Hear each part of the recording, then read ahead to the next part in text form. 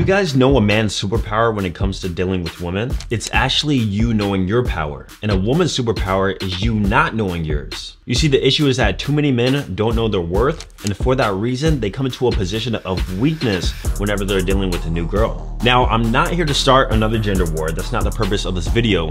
The purpose of this video is so that you can start having better relationships and overall attract more feminine women who fall within your frame. And I know the term gaining power sounds negative and bad, but all it really means is just to have more leverage. And more leverage gives you more control. And a way that you can see who has the most leverage within a relationship is to ask this one simple question: who wears the pants? All that question really represents is who has the most leverage within the relationship and who has the quote unquote power. Now, why is this important? Why is it important for men to have more leverage overall within relationships? Well, the first thing you got to understand is that within every single relationship, there's always going to be somebody with more power or who has the upper hand. Within every sort of dynamic, there's always somebody who likes somebody more than the other person. That's another form of leverage too, just overall being less invested. And then also, if you guys don't know by now, relationships tend to last longer whenever a man has more leverage than their woman. Whenever a woman has a lot of leverage within a relationship and has the power or wears the pants,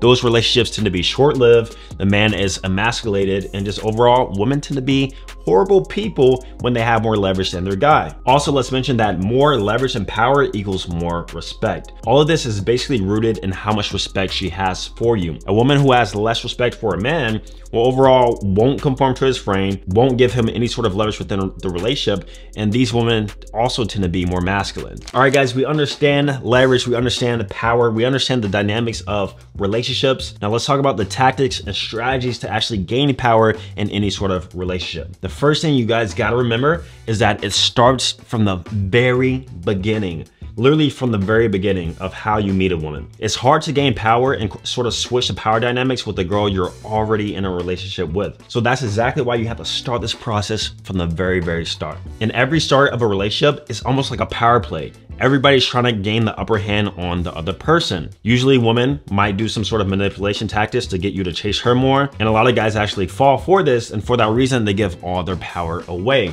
So you gotta keep in mind, at the very start of everything, it's always gonna be a power play, depending on who you're dealing with. That's why the first strategy that I like to do, especially at the beginning, is to simply have more dating filters and boundaries in place for the woman that I deal with. I mentioned this on my Patreon and I actually broke it down, but I call it my dating funnel. My dating funnel has so many filters in place that by the time a woman actually goes out on a date with me, I know that she is highly attracted to me. I know that she's conforming to my frame. I know from the very beginning that I have the power already within the dynamic. Now, some filters that I personally have in place that may sound extreme to you, but I'll explain why it works so well.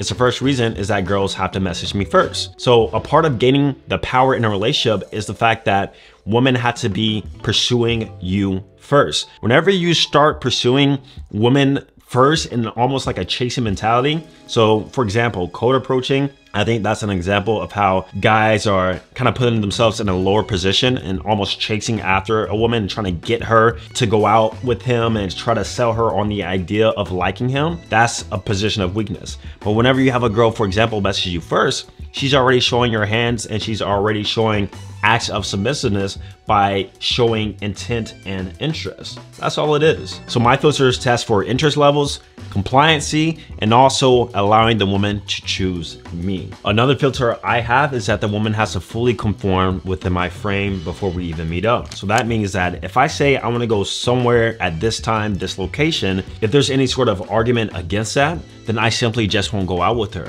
So for example, some girls will try to change the time. Some girls might even try to change the location. You know, you want to go out for a drink or maybe go on a walk, but instead she suggests that you guys go to dinner or you guys get ice cream instead. That's signs of a masculine sort of woman who's not conforming to your frame, who is then also putting you in a position of weakness. These women I just simply won't go out with because they don't pass my filter of conformity and also compliancy. There's so many filters you can put in place in terms of before you actually meet her, and some of your filters might not not be as extreme as mine. But like I said before, you need to test for high interest levels, compliancy, and then also they just need to fall within your frame. That's probably one of the easiest things you can do to gain power early on in a dynamic. Also, side note, on my Patreon this week, I'm fully breaking down high interest, medium interest, and low interest women so that you guys can fully understand the signs and signals that each type of these women give off. So if you're on the Patreon, that's probably out there right now, but if you're not, definitely be sure to tap down below to join the Patreon, where I'm posting exclusive content and videos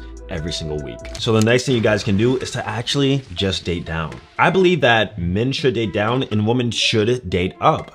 You know, sometimes it's a bit controversial of, you know, hypergamy, this and that, a woman's dating up. But I believe that's a natural way that things should be. And the reason is because if you date down, you're already giving yourself more leverage than her in terms of either financial, in terms of looks, in terms of status, resources, all the above. I believe in order for a relationship to work long term, men should date down. Like, that's why most men do it.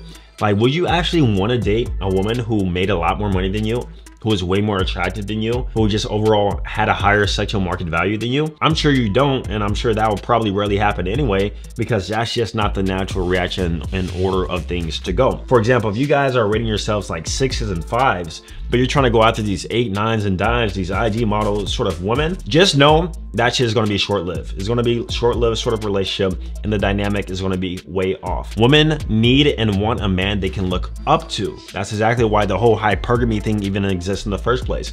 And I believe there's nothing wrong with that. Once again, having more leverage than your woman is overall ideal. So I'm not looking for a girl who has higher sexual market value than me, who even has nearly the same as me. I'm looking for a woman about 1 to 2 points lower, right? And so mine's is so high that, you know, 8, 7, that ain't bad, man. Not bad at all. I want to be in a position of power starting from the very beginning. Now, the next thing you have to do is depedestalize her beauty. A woman's beauty alone has so much power over a lot of men, and a lot of the times they don't even realize it. So for example, if you're a guy and you're used to dating like sort of average or even unattractive women, but that one really attractive girl sort of gives you attention, I guarantee you all your strategies, all the things you usually do goes out the window solely because she looks better. And this is a clear example of a woman's beauty having power over you, because it's making you change the things that you normally would do, but you're just changing it for her. And the only difference between her and the other people is the fact that she just looks better. Even me myself, I am sometimes guilty of this. Not so much anymore, but definitely in the past, where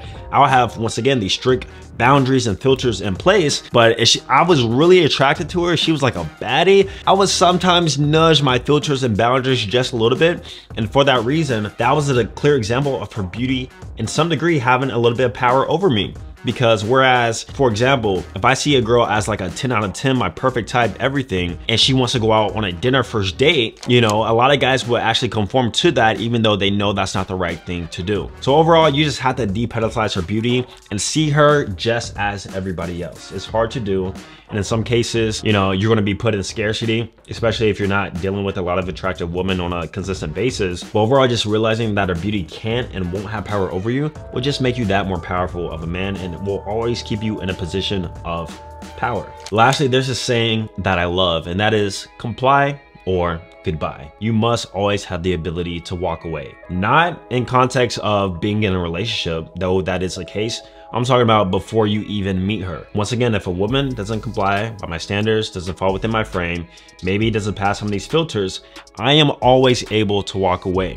And that comes from the need of not having to sleep with her, like not having that urge or will to really want to sleep with her. And that comes through abundance too. So once again, a lot of this stuff and issues come from basically a scarcity mindset, because you're not abundant with women. You're probably not abundant with anything in your life for that matter. And for that reason, you tend to fall short and put yourself in a position of weakness. Always tell yourself, she needs to comply or goodbye. I can walk away. There are many girls just like you who I can find that are genuinely interested in me, who will conform to my frame.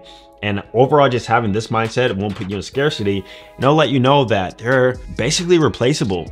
I know it sucks to say and it's kind of harsh, but a lot of women to every degree are replaceable to some standard in terms of their looks, in terms of what they do for you, in terms of a lot of reasons, right? And I know this because I've dated enough women to know that Finding good, genuine, feminine women is not that hard, especially as you start to raise your own personal sexual market value.